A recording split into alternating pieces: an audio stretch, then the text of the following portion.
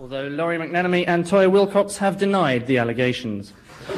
It's several minutes past exactly here on Radioactive, which means that it's time, as usual, to welcome Radio 4 listeners who join us for this week's look at what's happening locally across the nation.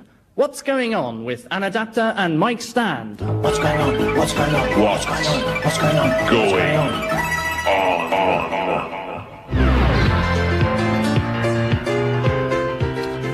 Hello and welcome to What's Going On, the programme that tells you what's happening in your neck of the woods, wherever that happens to be. As usual, we'll be looking at the world of art, theatre, education, literature, canoeing and music. But first, a report from the new Battersworth Community Centre, so let's go over and join Mike Channell. Well, here I am at the Community Arts Centre, and the place teeming with people, all of them attending various further education courses, and I'm just going to have a word with one or two. Sir, why are you here in the Arts Centre? I'm here to learn how to speak English. And will you be studying any of the great English writers? I'm here to learn how to speak English. I see. So how are you getting on in the course? I'm here to learn how to speak English. Well, off you go then. Now, turning to someone else... I'm here to learn how to speak English. Well, I'll go away then. Now, sir, what are you here for? I'm in the woodwork class. I'm very interested in making a variety of things out of wood. You made that wooden ashtray you're carrying, did you? That's right. It's carved out of cedar wood. This sandwich box is made out of the finest beech wood. And I suppose your sandwiches are made out of plywood, are they? No, they're made out of something much tougher, actually. Oak? No, mother's pride. Thank you. Sir, may I ask you what you're doing here? I'm here to learn how to speak English. Not you. Somebody else. Sir, what are you doing here? I've just enrolled for some classes. And what subject is that? A British Constitution. Oh, that's stiff upper lip and all that business, is it? No, it's the study of the political system in Great Britain. Ah. Well, we're starting with the basics, so things like who the Prime Minister is, where to put your cross, and where the Houses of Parliament are, that kind of thing. You know? I see. And may I ask you what you do? Yes, I'm an MP. If you're looking for a place to get away from it all this weekend, there's news of a whole load of bargains down in Margate. Many boarding houses are offering half-price accommodation, pubs are offering free beer, and there are even thousands of houses there just come on offer for a quarter of the market price. So Margate, obviously the place to be this weekend. And now a gale warning. Hurricane Hetty is still moving along the channel and is expected to hit the English coast in the region of Margate later this afternoon. Well, if you're looking for somewhere just that little bit different to go for lunch, you might enjoy paying a visit to the new lunchtime theatre in the Skinner's Arms, where you can see a show and have a meal at the same time. We dropped in on their production of Noel Coward's Private Gardens.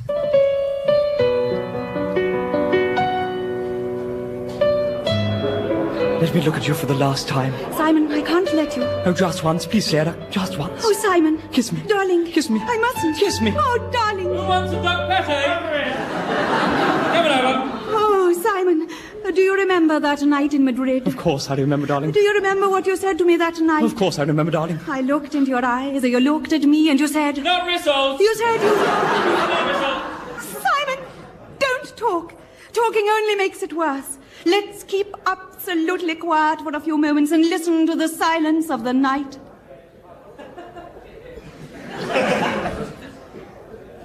Oh, Sarah. Balls.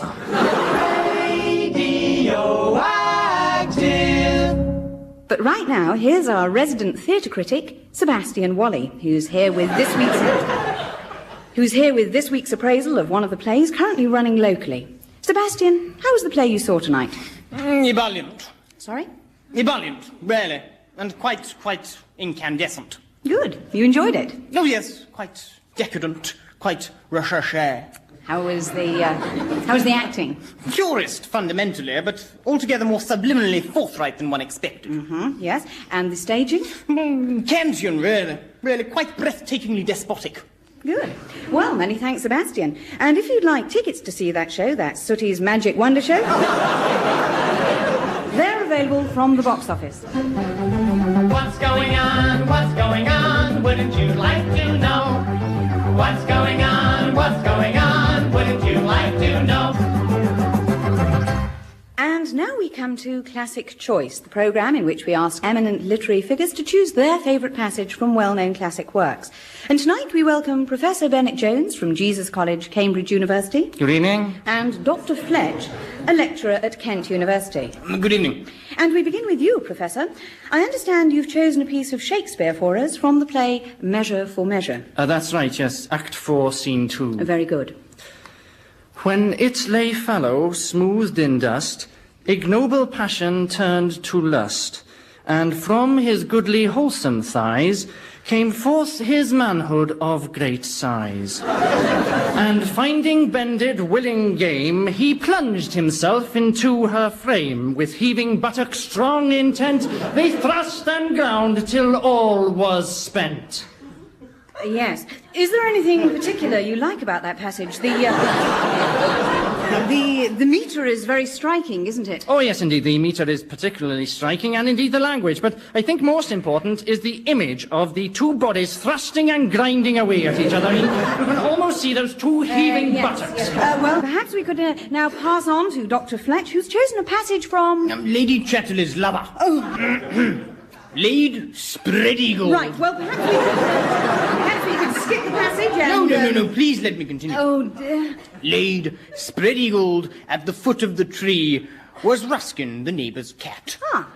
He blinked serenely, dazzled by the sun. It was shining brightly on the little showers of buttercups in the fields, where the fool's parsley grew foamy, where the currant blossom dangled in the greenish twilight of the moving grass, and where David and Emily lay banging away like pistons. Up and down they went, their straining bodies heaving and straining the butter, puffing and panting.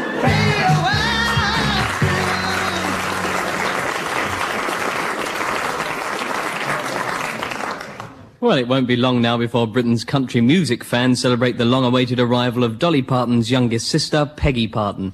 So here's just a taster of what you can expect with a track from her latest album. If you think my sister's got big knockers, wait till you see mine. Here's Peggy Parton.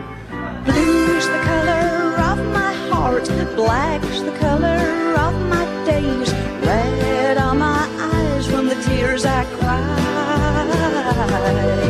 green's the colour of my skin, purple the colour of my chin. For 15 years now I've been colorblind. You found somebody new when I thought I trusted you, but yesterday I saw you with Jolene. Her eyes as blue as tangerines, her hair as blonde as aubergine, and if she don't make my brown eyes green. So blue's the color of my heart, black's the color of my day, red are my eyes, the one of them is green. Brown's the color of my teeth, grey the soles upon my feet, my tongue's the color of a coffee green.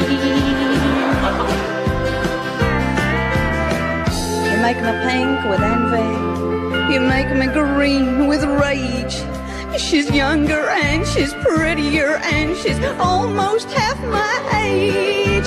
But if I ever find you both with a blanket on the ground, I'll make you wish your trousers were a darker shade of brown. But blue's the color of my heart, black's the color of my days, red are my eyes as far as I can see. Blue's the color of my hair, blue's the color of despair. That's why I gaze, that's why I gaze, that's why I gaze. I've got the green.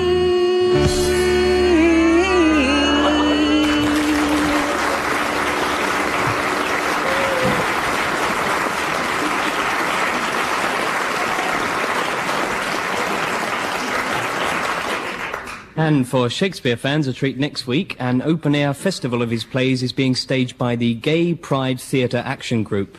And their first production will be Romeo and Julian. Now it's time for radio.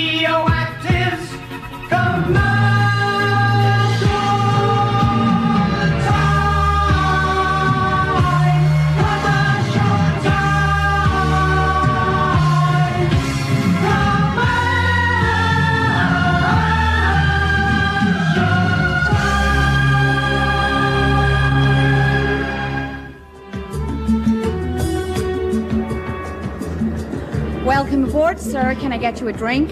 Here at Pan Am, you'll always find a happy smile. Welcome aboard, madam. Can I get anything for the children? At Pan Am, we're always smiling. Why are we smiling? Because now we got rid of Laker, we can charge what the hell we like. That's why.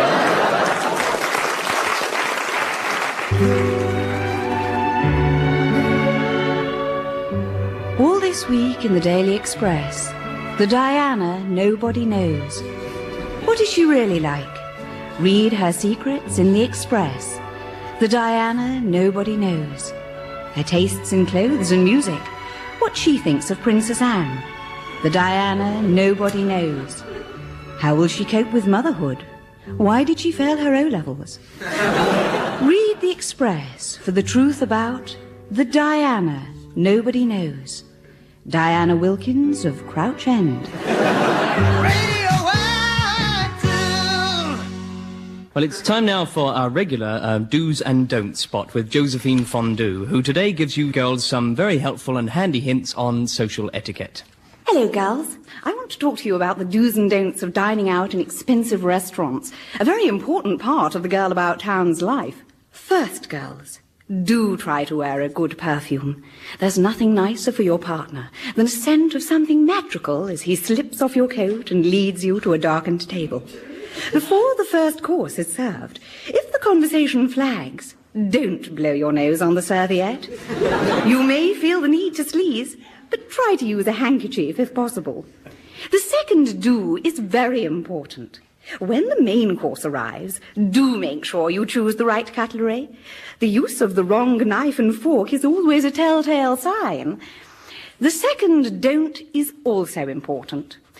Don't mash your food up into one big pile and then eat it with a spoon. This is not an accepted way of eating in most expensive restaurants. Third, as the meal progresses, do at some point excuse yourself to freshen up your makeup. Restaurants can be dark, so you want to make sure your features stay well defined.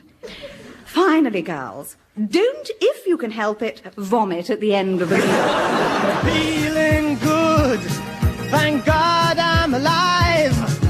Listening to Radioactive.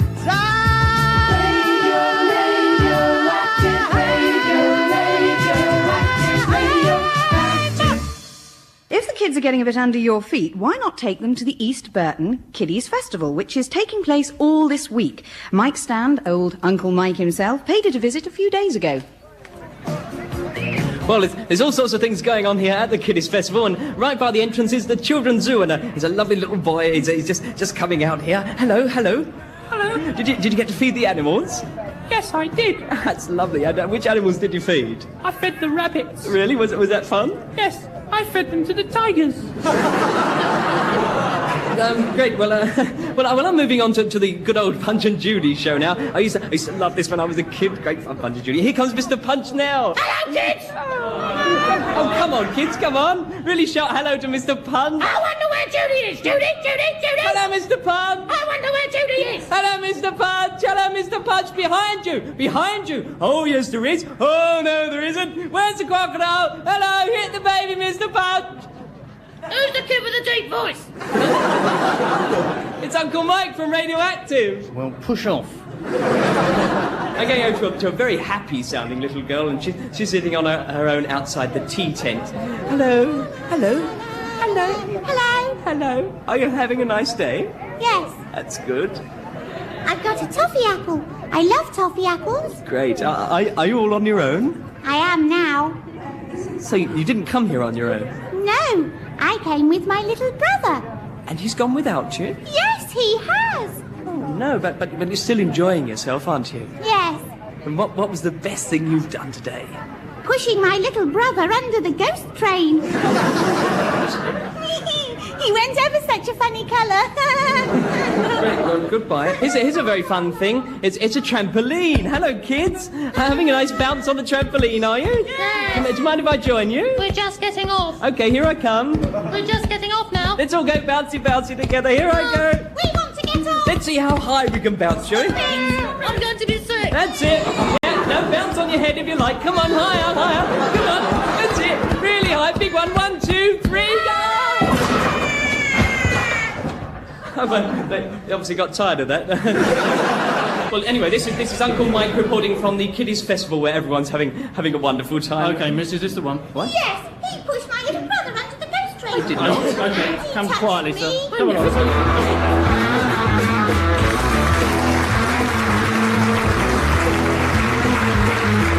Radioactive's Rock Roundup.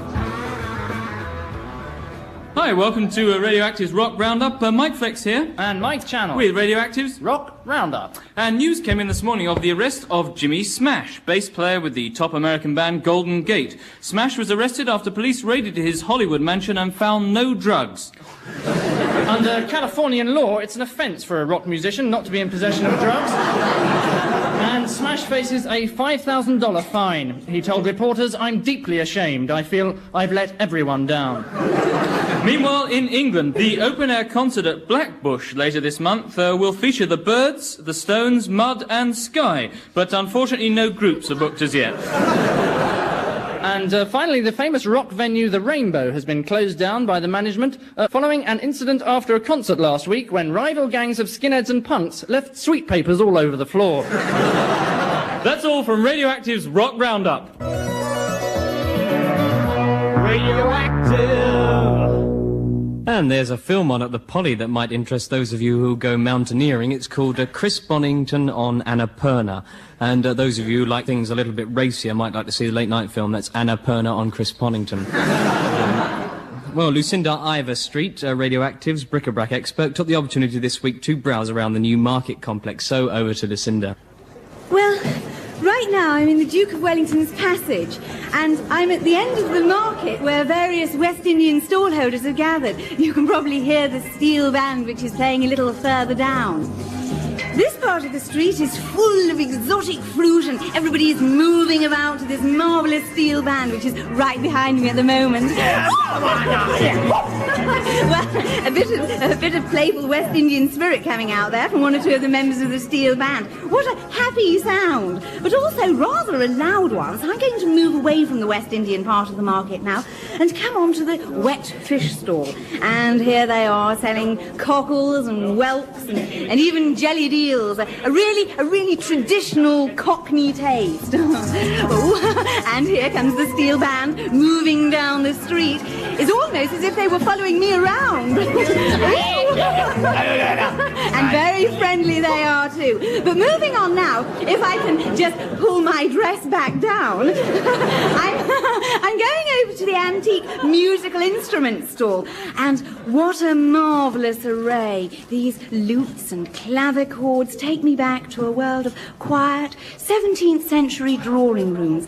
A world without loud music, rude behaviour and steel bands.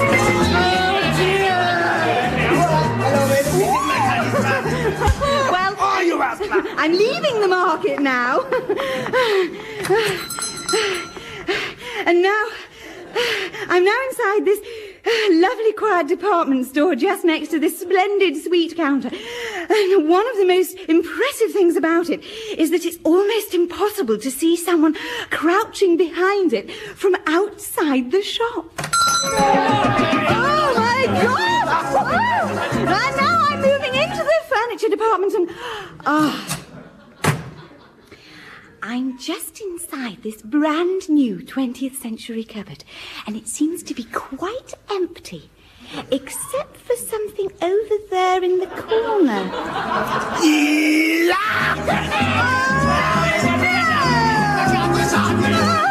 This is Lucinda Ivor Street returning you to the studio.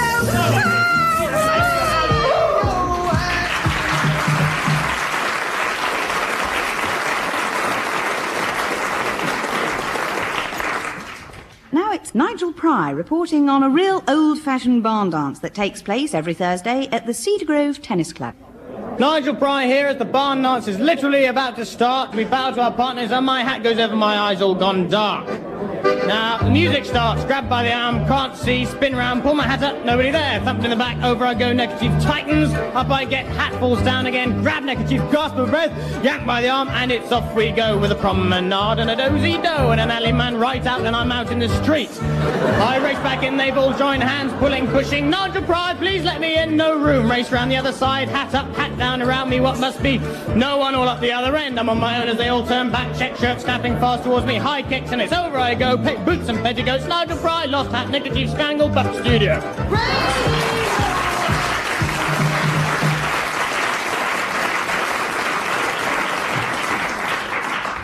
Well, we were hoping to bring you the final act of the Royal Shakespeare Company's production of David Copperfield later on today, but we've just heard that one or two problems have arisen. So for more news on that, we go over live now to the Theatre Royal.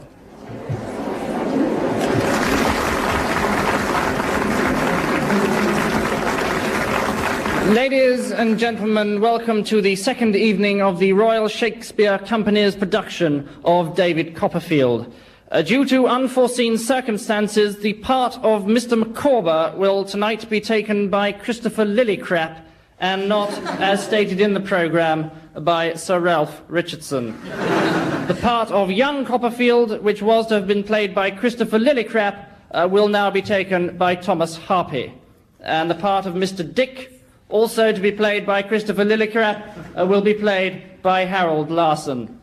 The part of the young lunatic in the programme to be played by Harold Larson will be taken by Tamara Spriggs, whose roles as Frida, Agnes, second young lunatic, Miss Picknose, first nun, daft prostitute, and back end of pantomime cow will be taken by Jim Burke.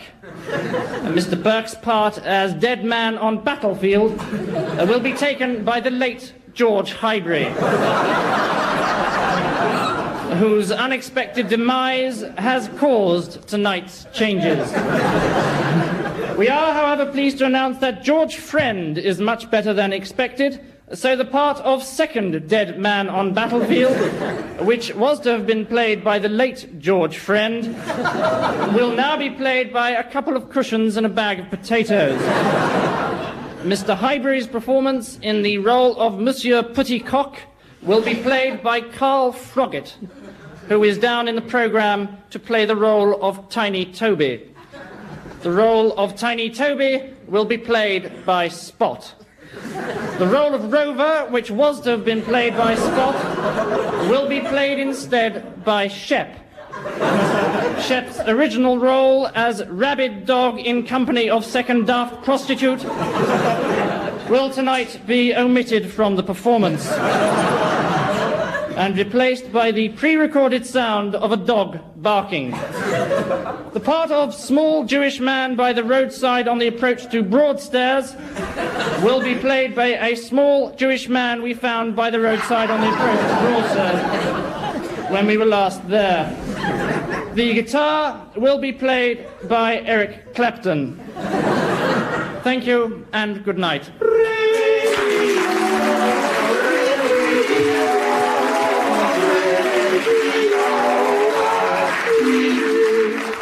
Well, that's just about all on this week's What's Going On. But let's leave you now with some music as it comes from that popular Italian-American singer-songwriter, millionaire person, Billy K. Joel. I got back early from Enrico's gym and caught you messing around in bed with him. You got a kooky sense of humor, gal, seducing a guy's best pal. I send you flowers just to bring you joy, but you make out with the delivery boy. I guess you tend to overtip these days, but don't ever change your ways. Don't ever change your ways. Some people say it's a bizarre relationship and you're a two-bit fraud. Well, you're a drunk, a gambler, and a slut, but I like that in a broad. Whoa, whoa, whoa, whoa. It's lucky I am not a jealous guy. The way you play around would make me cry. And even I do find it hard to take the feelings you have to fake.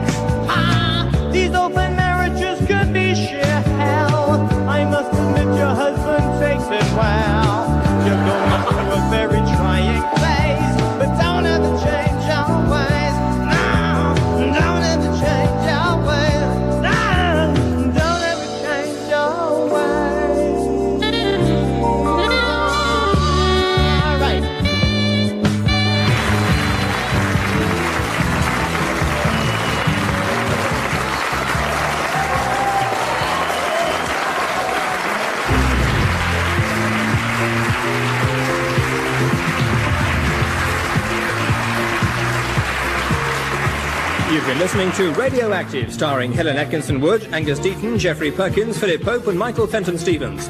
Music was by Philip Pope, Stephen Brown and Keith McCulloch. The programme was written by Angus Deaton and Geoffrey Perkins, with additional material from Richard Curtis, John Cantor, James Henry and Michael Fenton Stevens, and the producer, Jimmy Melville.